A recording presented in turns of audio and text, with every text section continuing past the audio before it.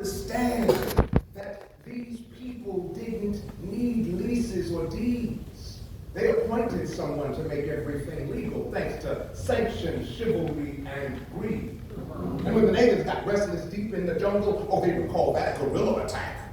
But they had never devised that these folks had finally got wise and decided that they would fight back. Yes, there were masters of love and religion and hunting and primitive arts. And yes, there were masters of all of the universal things, but courtesy came from the heart. Now, I'm sure I could tell you all of the stories, but if it were all left up to me, I'd say every time, this version ain't mine. That's why it's called his story.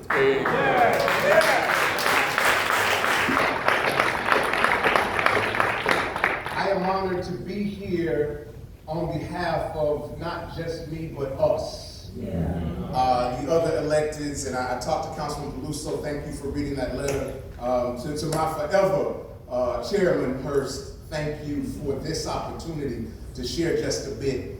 And I'll tell you, this is very personal for me because as the former president of the Youth Council here in Jacksonville and as the former president of the State Youth Council of Florida, one of the first stories that we heard was the story of Rodney Hurst and Axe Handle Saturday.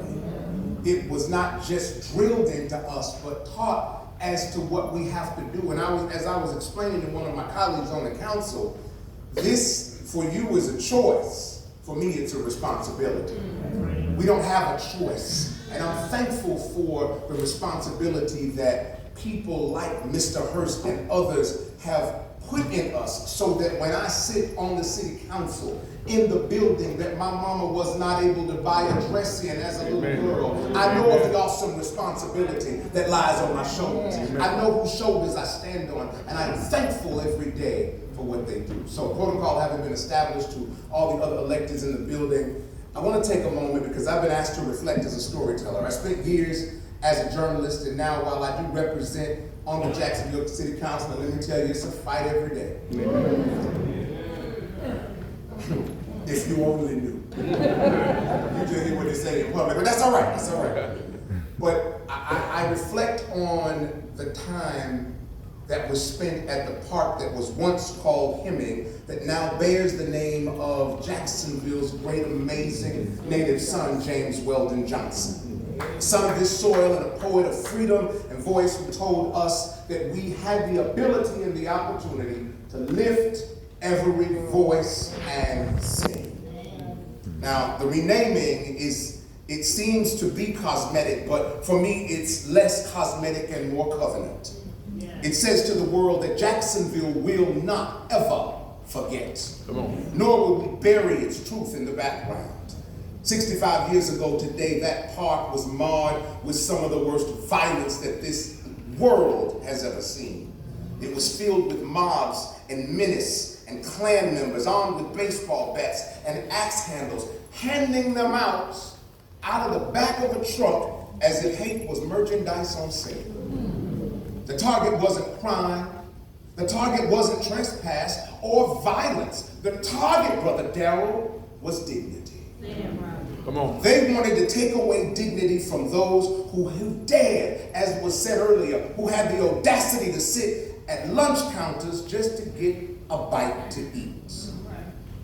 And the man whose shoulders I stand on, Mr. Hurst, then a part of the Youth Council, organized and helped those sit-ins with precision. And as I thought about the story that came from it, I thought about Marjorie Meeks Brown, who was certainly a stalwart in this fight, who later became the Postmaster General of Atlanta, Georgia. And I thought about Alton Yates, an Air Force veteran who did so much work in the community. I thought about all of the sacrifices that those people made.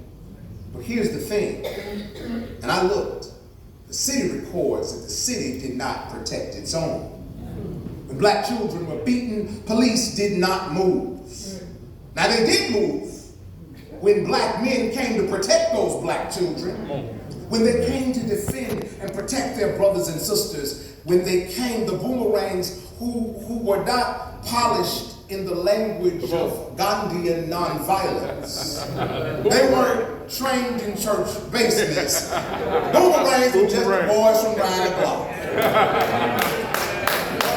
They carried what the law, however, refused to carry, which is something that was important. They carried the instinct to protect the vulnerable. Amen. And when they stepped in, just to protect children, they are the ones who were arrested. And those who stood by, even they were grabbed. Those people who tried to stop these atrocities, they were the ones who were hurt by the law.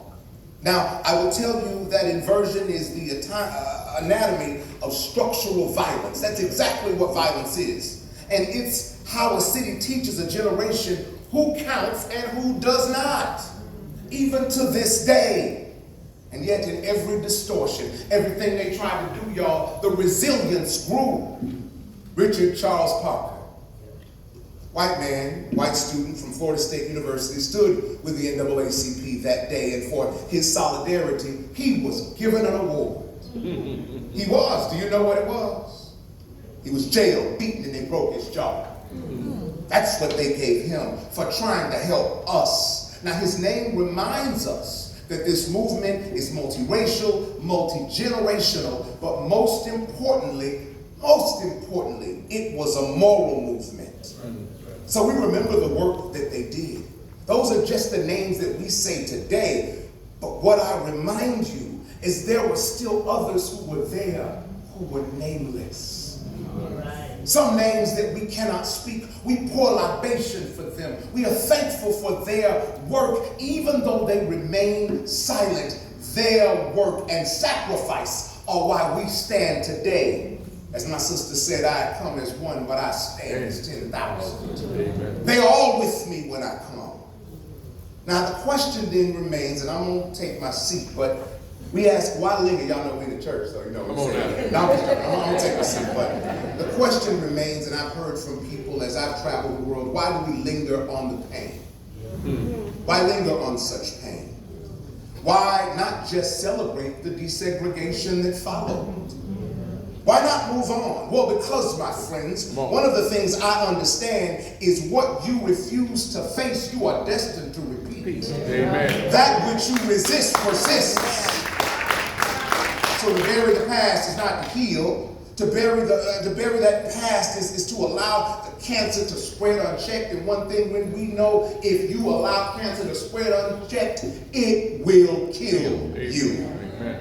Faith itself tells us you cannot crucify the truth unless you have a path to resurrection.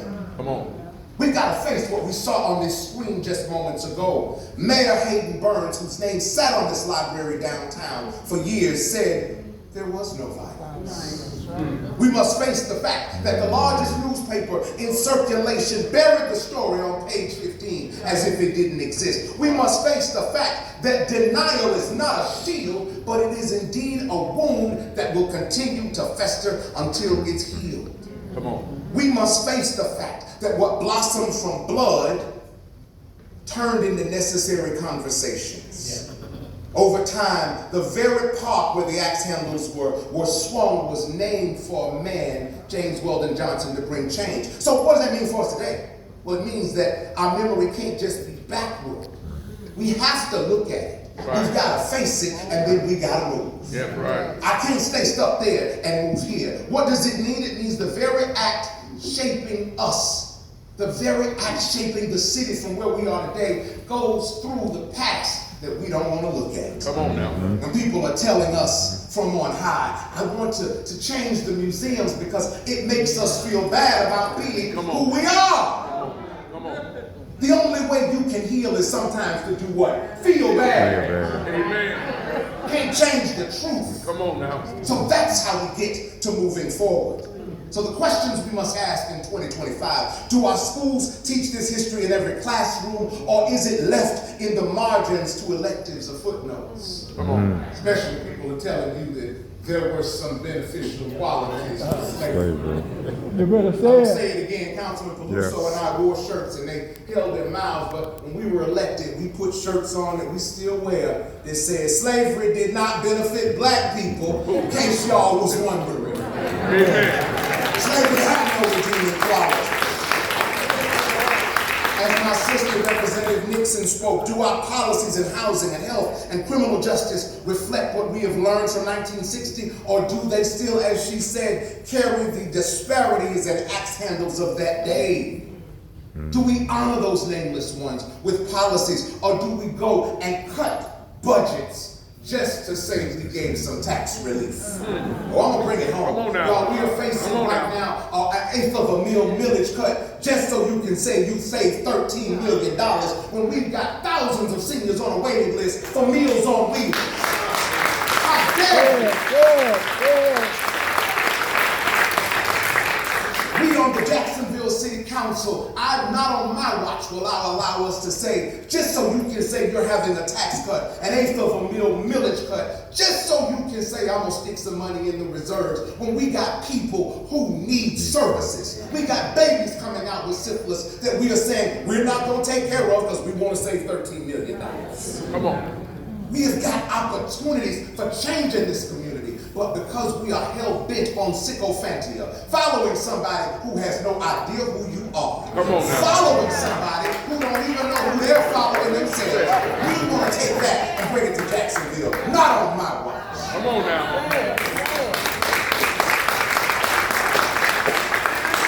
Theologians remind us that the scars are proof of both suffering and survival. So for us to deny those scars, to deny what happened, is to deny the opportunity to heal. So today we are remembering, not because it's easy, because it's true.